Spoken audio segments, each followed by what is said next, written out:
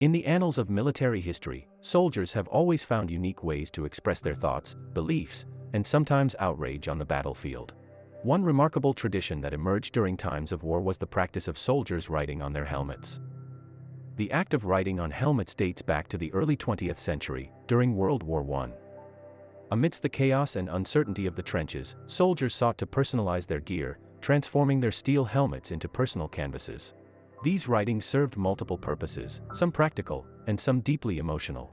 Although done in past wars, during the Vietnam War, the practice of writing or drawing on their helmets gained more prominence and attention, in part due to the increasing outrage against the conflict. Some of the writings were even highlighted by the media, especially the writings that were considered anti-war. Graffiti on one's helmet, or to be more accurate, the helmet cover, was considered defacing government property and was generally not allowed.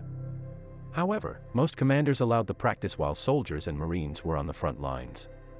Once they moved to the rear, the wearing of graffitied helmet liners was no longer tolerated, a policy enforced by the MPs. The content of the graffiti varied depending on the unit, but generally wasn't an issue as long as it didn't compromise camouflage or disparage the United States military, or the chain of command.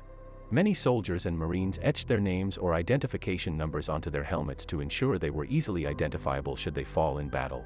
This practical measure helped their fellow soldiers give them a proper burial or notify their families of their fate. But the writings went beyond mere identification. Soldiers and Marines often used the writings on their helmets to proudly display their loyalty and patriotism, or to try and intimidate the enemy and even other soldiers. Often, inscriptions such as, "Make war, not love," or "Born to kill" were inscribed.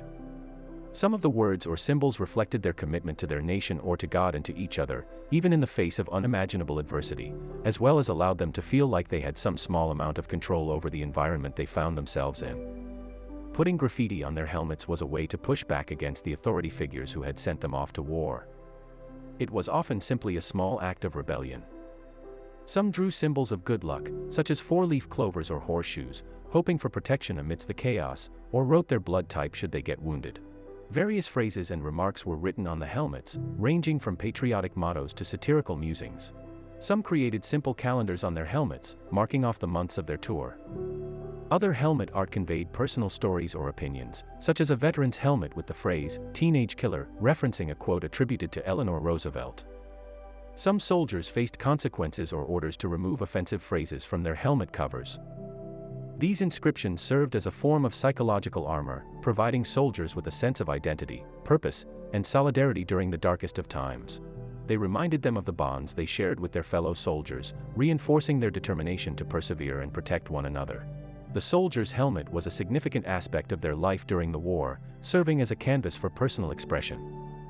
Today, these inscribed helmets stand as powerful relics, a testament to the resilience, sacrifice, and humanity of those who wore them. They serve as poignant reminders of the indomitable spirit that emerges amidst the horrors of war. Thanks for watching. If you enjoyed this video, please consider liking and subscribing.